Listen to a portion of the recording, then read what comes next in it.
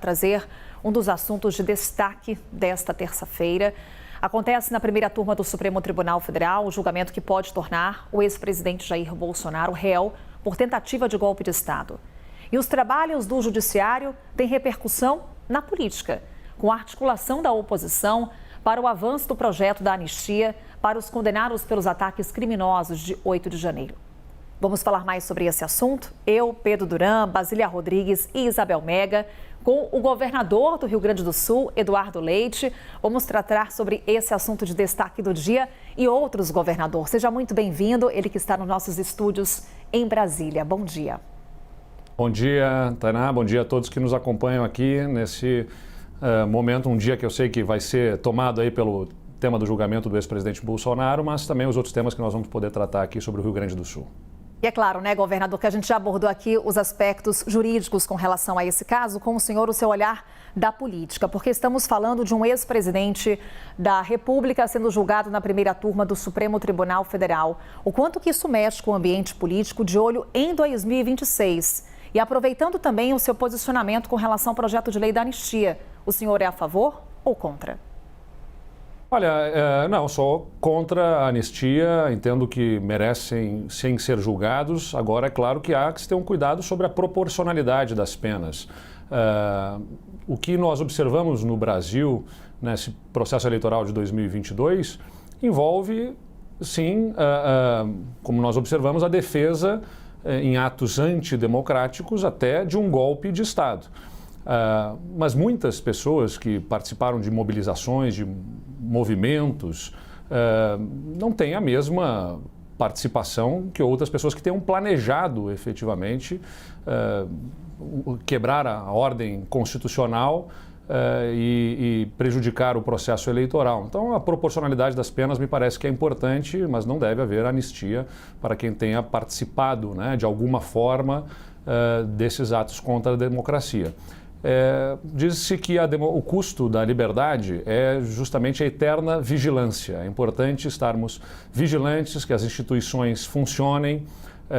Eu ouvi argumentos, né, de que como é que alguém vai ser condenado e julgado por um golpe que não aconteceu. Ora, se tivesse acontecido o golpe, não haveria julgamento, né, porque teria se quebrado, como eu disse, a ordem constitucional e não haveria julgamento. Se pode julgar justamente porque foi frustrada uma tentativa de passar por cima da decisão soberana dos brasileiros no processo eleitoral. Agora, eu confio, como eu digo, nas instituições. Nós temos uma Polícia Federal que investiga, um Ministério Público independente que prepara a sua denúncia e um Supremo Tribunal Federal composto por 11 ministros que vão fazer a sua análise a partir do que consta nos autos deste processo para fazer o encadeamento das ações que estiveram lá presentes e tomar a decisão. O mesmo Supremo Tribunal Federal, da mesma Polícia Federal, do mesmo Ministério Público que fizeram denúncias contra o presidente Lula lá atrás e fizeram os julgamentos, vai fazer o julgamento agora. Eu confio nas instituições brasileiras para fazer o melhor encaminhamento desse processo, que naturalmente do ponto de vista político sempre vai ser de algum trauma, né? Um presidente da República, um ex-presidente da República que é submetido a um julgamento na Suprema Corte, naturalmente envolve mobilização dos seus grupos políticos e isso não tem como não ser, de alguma forma também, mais um trauma para o nosso país. Por isso que eu prego tanto que nós possamos superar esta polarização radicalizada que aí está e constituir um caminho de maior serenidade, de maior equilíbrio, em que não se busque simplesmente derrubar um campo político opositor, mas sim construir um caminho para o país de superação dos seus problemas. É isso que eu defendo. Pedro Duran. Obrigado, Carol. Governador, tenho até algumas dúvidas sobre segurança pública, mas queria aproveitar essa deixa para poder te perguntar sobre o julgamento efetivamente de hoje. Se o ex-presidente Jair Bolsonaro for condenado e eventualmente preso, o que muda no cenário para 2026, para a eleição para a presidência da República? E mais, você tem planos de ser candidato a presidente?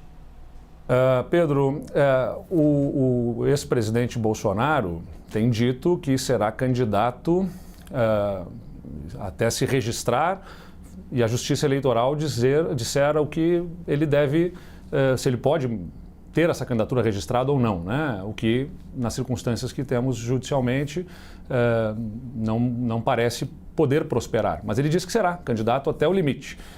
E, naturalmente, isso no seu campo político acaba dificultando o surgimento de outras lideranças.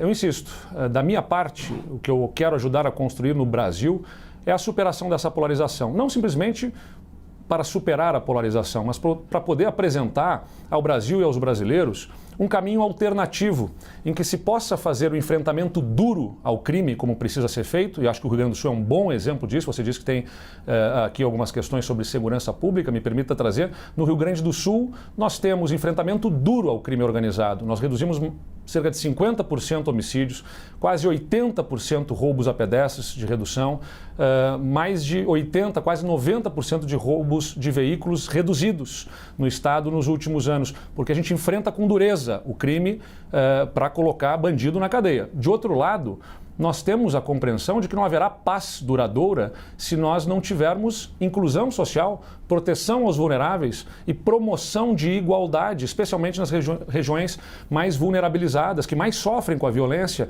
E isso envolve programas sociais ativos, próximos da população. Não há essa alternativa que tentam vender aos brasileiros de ou enfrenta o crime com força ou será sensível socialmente. O Brasil precisa das duas coisas. É isso que nós queremos apresentar aos brasileiros em 2026. E aí, uma candidatura a presidente não é uma decisão pessoal, né? Não é sobre uma aspiração pessoal somente. Acho que todos sabem, eu aspiro, me sinto capaz, mas não é sobre o meu desejo, é sobre constituirmos um grupo que seja diverso, né? Política envolve composição, não é só sobre os que pensam de forma idêntica, é montar uma coalizão de forças entre pessoas diferentes para poder colocar na cédula no ano que vem, ou na urna eletrônica, um caminho alternativo a este que aí está, desta polarização radicalizada que o Brasil tem vivenciado. Basília Rodrigues. O governador do Rio Grande do Sul está em Brasília, né? Muita gente pode estar se perguntando agora por quê. Ele tem agenda no PSDB, agenda com o ministro da Fazenda, Fernando Haddad, também encontro com a Frente Parlamentar da Agropecuária, mas não tem como fugir do assunto do dia, que é a principal pauta, esse julgamento no Supremo Tribunal Federal. Governador, o senhor falou que confia nas instituições.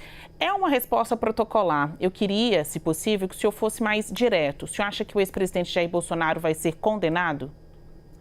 Basília, respeitosamente, aqui me permita dizer que aqui nós temos colunistas políticos, né, especialistas que se debruçam sobre este processo para poder analisar todo o encadeamento das ações. Eu confesso aqui o seguinte, acho que o Brasil está cheio de pessoas que dão opinião sobre absolutamente tudo e a gente tem que ter a coragem também de dizer que não precisa se dar opinião sobre aquilo que a gente não domina perfeitamente. Eu acompanho pela imprensa, eu vi o que aconteceu, tenho as minhas impressões, mas não li esse processo todo para ver o encadeamento na forma que o Ministério Público Federal apresenta, até porque eu estou muito ocupado como governador do Rio Grande do Sul na reconstrução do meu estado, construindo pontes, casas, né, apoiando negócios que foram afetados pelas enchentes e agora ainda lidando com uma estiagem que está afetando muito os nossos produtores rurais e estamos aqui demandando também um olhar especial para isso, para superarmos esse processo de endividamento dos produtores gaúchos que nos últimos 6 anos sofreram com 4 estiagens muito severas que acabaram comprometendo a nossa safra de grãos. Então, eu insisto, né, não é apenas uma resposta protocolar, nós temos instituições com uma Polícia Federal que investiga, faz, a partir do seu inquérito, uma análise, né, que oferece ao Ministério Público Federal, o Procurador-Geral da República, a partir disso, apresenta a sua denúncia e existe um Supremo Tribunal Federal que se debruça sobre esta denúncia. Eu confio, sim, nas instituições, o mesmo processo que condenou lá atrás o ex-presidente Lula e que inclusive mobilizou os apoiadores do ex-presidente Bolsonaro para 2018, né? Todo aquele processo envolvendo o ex-presidente Lula pela condenação que sofreu. Acho que todos aqueles que usaram justamente todo o processo contra o atual presidente para atacá-lo devem agora respeitar o mesmo processo que vai acontecer em relação ao ex-presidente Bolsonaro. Eu respeito os dois, eu não ataco os dois processos, eu digo, né, em ambos os casos, a atuação da Polícia Federal, do Ministério Público Federal e da Suprema Corte, do Supremo Tribunal Federal, fazendo o seu papel, analisando os fatos e encaminhando o seu julgamento. Houve, pelo que percebi, sim, atos preparatórios. O quanto que isso, né, como que eles estão demonstrados, como que se comprovam a participação de cada um para poder definir se serão condenados e condenados, quais serão as penas para cada um deles, né, a dosimetria das penas para cada um deles, isso envolve uma análise muito apurada da capacidade dessas provas de sustentar, né, o que está demonstrado numa eventual decisão do Supremo Tribunal Federal. Por isso que eu insisto, opiniões todo mundo tem sobre todos os assuntos, é o que mais tem hoje, eu tenho as minhas impressões, mas para cravar uma posição sobre o que acontecerá, eu teria que ter o domínio do processo que eu não tenho, porque eu estou ocupado com outras funções governando o meu Estado. Então, governador, eu volto à sua declaração política com relação à possibilidade de ser um candidato à presidência em 2026. O quanto que essa possibilidade depende da sobrevivência do PSDB? Qual é o futuro do seu partido?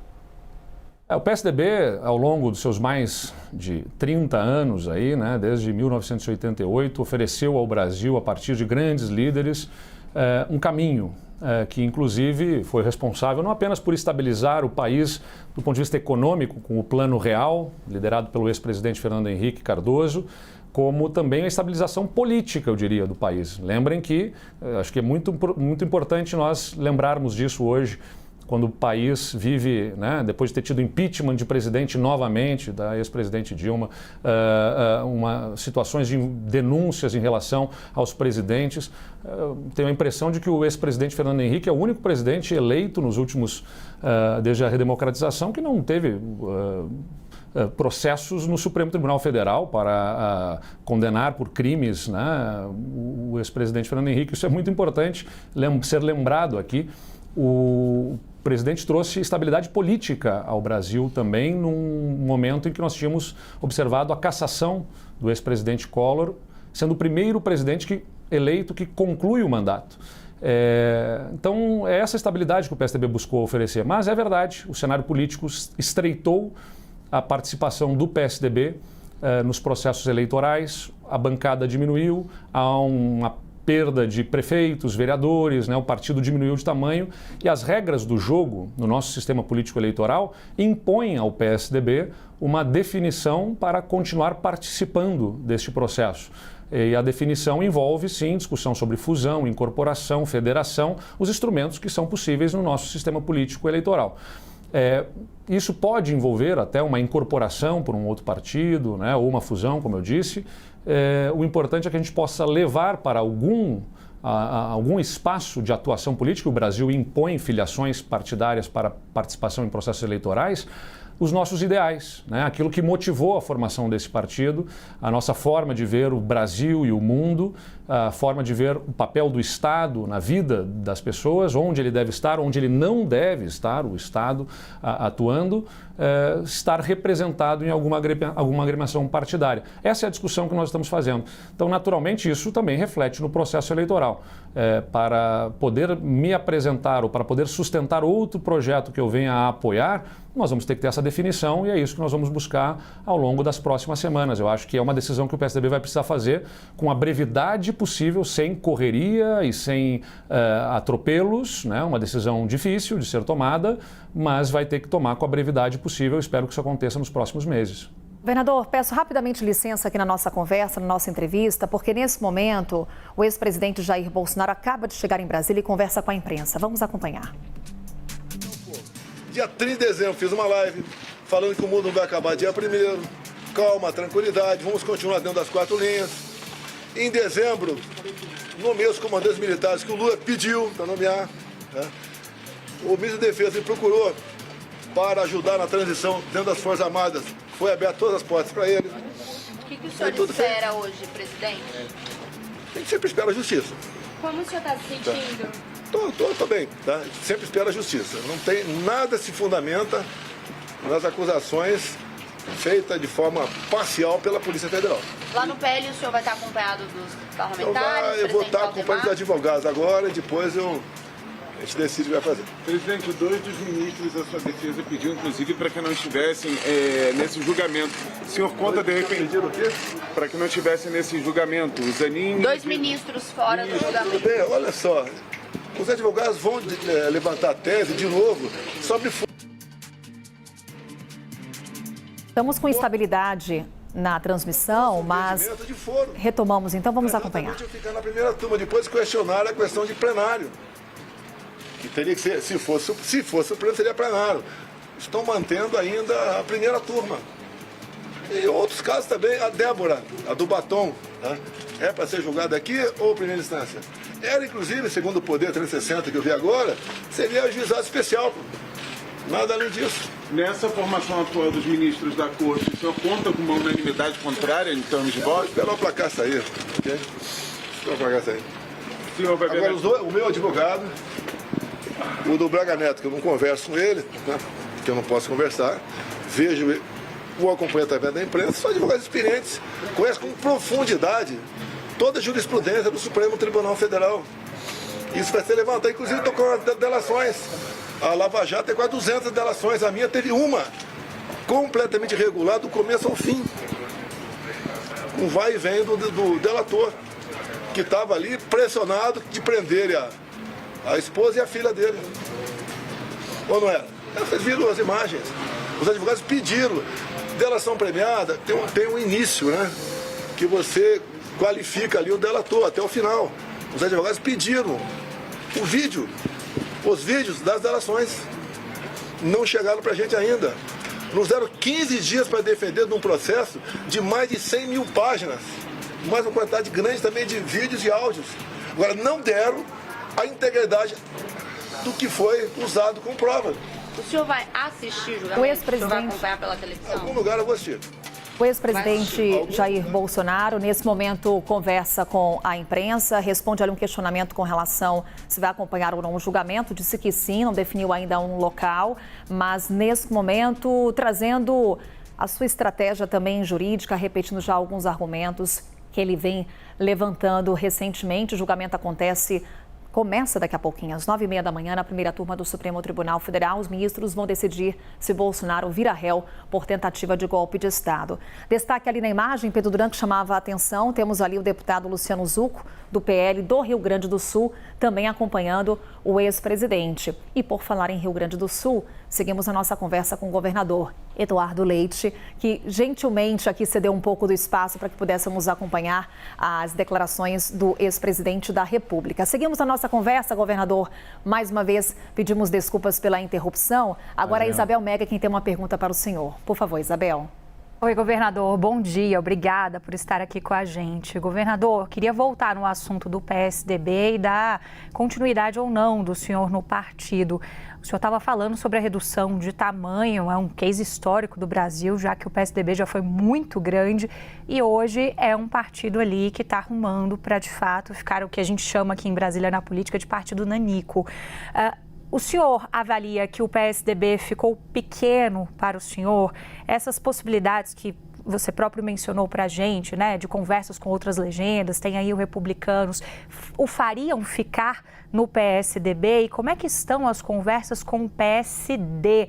E como que isso influencia nos planos políticos que o senhor tem, governador? O senhor próprio falou que tem ali pretensões, vez ou outra figura como um presidenciável, mas a decisão, como o senhor próprio disse, ela não é de caráter unicamente pessoal, depende desses arranjos também. Como que uma mudança ou não, uma saída ou não do PSDB tem mexido ali com esse cálculo político que o senhor faz?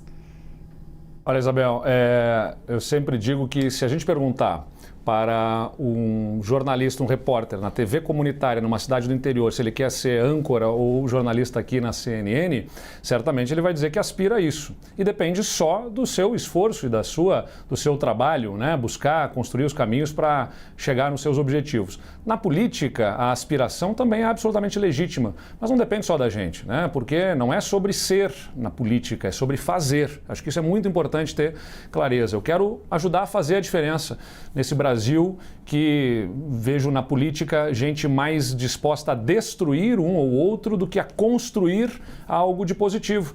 O propósito do PSDB sempre foi o de construção de soluções, né? De atacar os problemas e não de atacar as pessoas.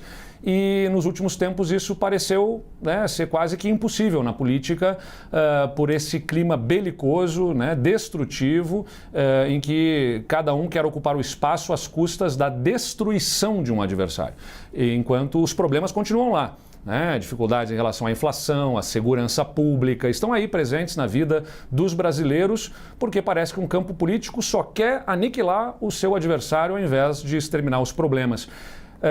Bom, nós temos que saber a vida como ela é, entender que o sistema político eleitoral, que envolve desde o tempo de televisão ao fundo eleitoral, em função do que se restringiu de apoios privados nas campanhas eleitorais, o fundo eleitoral adquire um componente importante para sustentar candidaturas e apoiá-las, e tem que se entender as circunstâncias também, né? O contexto, que perfil melhor será acompanhado pelos brasileiros para liderar uma candidatura alternativa a esta polarização que está aí. Isso tem que ser compreendido e eu tenho absoluta compreensão disso. Então, não contem comigo para fazer divisão de candidaturas que possam romper com essa polarização. Eu vou buscar unir, vou buscar compor, quero construir junto, para a gente oferecer ao Brasil algo melhor do que aí está nessa disputa desses últimos 2 governos. Não é uma tarefa fácil, isso envolve, como eu disse, a discussão do PSDB sobre o seu próprio caminho. Nas regras do jogo, como elas estão estabelecidas, sustentar o PSDB no seu formato atual, infelizmente não parece oferecer suporte para buscarmos uma candidatura competitiva. E isso impõe as conversas que estão sendo feitas com todos aqueles que tenham alguma conexão com o pensamento que nós temos, né? Com os nossos ideais, com a nossa ideologia, com a nossa visão programática de plano para o Brasil. Como eu disse, também não é visão idêntica, porque a gente não pode, na política, conversar apenas com os que pensam exatamente da forma que a gente pensa. A gente precisa conversar também com os diferentes, desde que haja uma conexão sobre valores e princípios e um programa mínimo comum. E é isso que nós estamos fazendo com os republicanos, com o MDB, com o Podemos, com também o PSD. Essas conversas estão acontecendo e nós vamos identificar nas próximas semanas o melhor caminho para sustentarmos os ideais do PSDB na política nacional. Governador, como promessa é dívida, o Pedro Duran vai trazer a questão da segurança pública aqui para a nossa conversa. Por favor, Pedro. Obrigado, Carol. Governador, recentemente você reagiu à fala do ministro Ricardo Lewandowski, que disse que a polícia prende mal e o judiciário precisa soltar. No Rio Grande do Sul, como em outros lugares do país, a gente vive um dilema com uma nova regra do Supremo Tribunal Federal que permite que as guardas municipais sejam empoderadas com poder de polícia, o que tem gerado um debate em torno da segurança pública em todo o país. Vocês no Rio Grande do Sul têm o RS Seguro, um programa do teu governo. Na semana passada a gente mostrou aqui como as câmeras corporais, depois de 6 meses, trouxeram bons resultados em termos de números. E eu queria a tua perspectiva de desafio para o país mesmo, em termos nacionais. Qual é o maior desafio? Encontrar uma forma harmônica de fazer as guardas civis empoderadas trabalharem junto com a polícia militar ou convencer os policiais militares de que as câmeras nas fardas são um caminho sem volta? Olha, como a segurança ostensiva, Pedro, é um papel especialmente do Estado, eu acho que era importante que a definição sobre a Guarda Civil poder ter uma atuação mais ostensiva passasse por uma decisão das assembleias legislativas. Porque a gente sabe que haverá muita pressão sobre as câmaras municipais, onde há guardas civis, né, guardas metropolitanas ou outros formatos de guarda municipal. Nós vamos assistir uma pressão das corporações, naturalmente, né, com o interesse, com o desejo de ampliar suas competências e com todos os desdobramentos que isso trará. Então, acho que, em primeiro lugar, uma atuação mais ostensiva para além da guarda dos do patrimônio público municipal e dos espaços públicos em que o município tem responsabilidade, como as praças, por exemplo, né, com uma atuação que é importante. Eu respeito muito as guardas municipais, fui prefeito, tive, né, uma guarda municipal que me ajudou, mas é importante lembrar que há processos de seleção, de preparação, de treinamento absolutamente distintos no processo das guardas municipais e o das polícias militares, especialmente, que tem uma história de atuação ostensivamente, e acho que tem que se ter muito cuidado nesse processo. O enfrentamento à violência e à criminalidade, nós estamos mostrando no Rio Grande do Sul. É possível ser feito com firmeza, sem dar trégua para o crime organizado, enfrentando de forma qualificada, não apenas com a presença ostensiva da Polícia Militar, mas também com uma investigação qualificada da Polícia Civil e com todo o suporte que as outras estruturas da segurança dão para dar consequência a quem pratica crimes. Nós estamos fazendo um investimento pesado também na estrutura prisional do Rio Grande do Sul, para não deixar atuarem dentro dos presídios, em função da precariedade em que eles estavam e o que acabava acontecendo. Nós estamos investindo mais de R$1 bilhão em estruturas prisionais com recursos do Estado no sistema prisional, para poder justamente dar consequência de restrição de liberdade para aqueles que praticam crimes e termos a oportunidade também da ressocialização, porque não há pena de prisão perpétua nem de pena de morte no Brasil, todos voltarão ao convívio social e há uma responsabilidade do Estado fazer com que voltem melhores. Então, tem que ter governança, integração entre as polícias, né, entre as estruturas, entre os órgãos. Isso a gente tem conseguido fazer com o Ministério Público, com o Poder Judiciário,